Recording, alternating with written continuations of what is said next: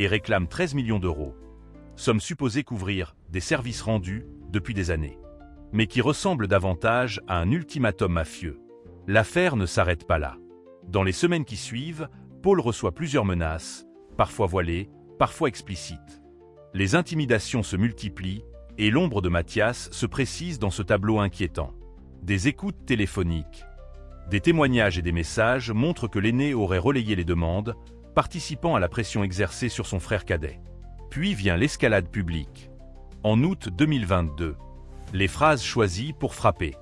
Pour ceux qui connaissent l'histoire familiale, c'est un coup de massue.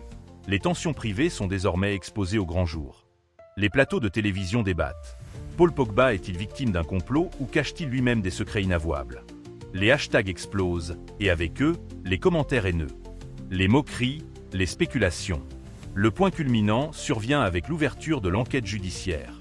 Les policiers arrêtent plusieurs suspects, dont Mathias. Le récit de l'extorsion se précise. Un plan préparé, des complicités et un objectif clair. Soutirer des millions à la star sous menace de révélation publique. La chute est brutale pour l'image des Pogba. Pour Paul, c'est l'effondrement d'un pilier intime.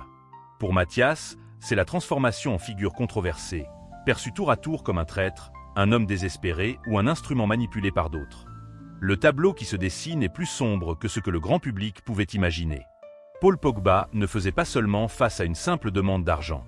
Il était pris dans un engrenage où la menace n'était pas uniquement financière, mais aussi psychologique et intime. Les conversations interceptées révèlent un climat de peur entretenu méthodiquement, où chaque appel, chaque message, servait à fragiliser le joueur et à lui rappeler que tout pouvait sortir à tout moment. Ce qui rend l'affaire encore plus glaçante. C'est la présence de Mathias au centre de cette tempête. Frère aîné, compagnon de jeu de l'enfance, celui qui avait partagé les premiers ballons dans les terrains vagues de Roissy-en-Brie, se retrouvait désormais associé à un réseau d'intimidateurs. Selon l'instruction, il aurait servi d'intermédiaire, amplifiant les pressions et donnant de la crédibilité aux menaces en exploitant son lien de sang. Dans ses vidéos, il parle de « vérité que le monde doit savoir », évoque des comportements occultes, des secrets de vestiaire et même des tensions entre Paul et Kylian Mbappé. L'effet est dévastateur. Sur le terrain, il lutte avec les blessures physiques et les doutes personnels. En coulisses, il doit gérer la tempête médiatique et judiciaire. L'homme qui, 4 ans plus tôt, levait la Coupe du Monde dans un stade en liesse, se retrouve désormais assiégé par la presse, les interrogatoires et les procès. Ce que peu de gens savent, c'est que l'affaire réveille aussi une peur ancienne. Quelques années auparavant, Paul avait déjà été confronté à des menaces et à un épisode de séquestration éclair en banlieue parisienne. Un souvenir enfoui qui ressurgit avec force. Les similitudes sont troublantes, comme si un cercle vicieux l'entraînait encore et encore dans les mêmes pièges. Les médias, eux, se divisent.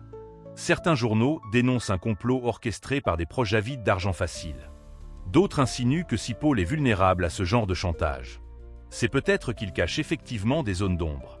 Les talk-shows sportifs s'en nourrissent, les influenceurs commentent, les hashtags se multiplient. Dans les tribunaux, le verdict tombe. Même si aucune des révélations promises par Mathias ne s'est concrétisée par des preuves tangibles. L'opinion, comme souvent, garde en mémoire le scandale plus que la vérité judiciaire. D'essayer. Paul Pogba, à travers cette épreuve, nous rappelle à quel point la gloire est une arme à double tranchant. Le succès démesuré attire la lumière et les ombres. Oui, il est l'un des footballeurs les plus doués de sa génération. Oui, il a porté fièrement le maillot bleu jusqu'au sommet du monde. Mais dans cette gloire, il y a aussi une vulnérabilité. Apparaît dans ce récit comme la figure tragique d'un proche devenu adversaire. Était-il mu par la jalousie, la frustration, la rancune? Ou n'était-il qu'un pion, manipulé par d'autres forces, plus cyniques, qui ont exploité ses failles et son lien familial? Le verdict judiciaire tranche sur la responsabilité pénale, mais pas sur les motivations profondes. Et c'est là que l'affaire reste douloureusement humaine. Ce qui frappe, au-delà des faits, c'est la dimension symbolique. Cette histoire touche à un tabou universel. La famille est censée protéger, pas détruire. Les disputes fratricides existent dans toutes les sphères de la vie, mais rares sont celles qui explosent ainsi, au vu et au su de millions de spectateurs. L'image des Pogba. L'affaire a aussi montré à quel point notre époque se nourrit de drames personnels.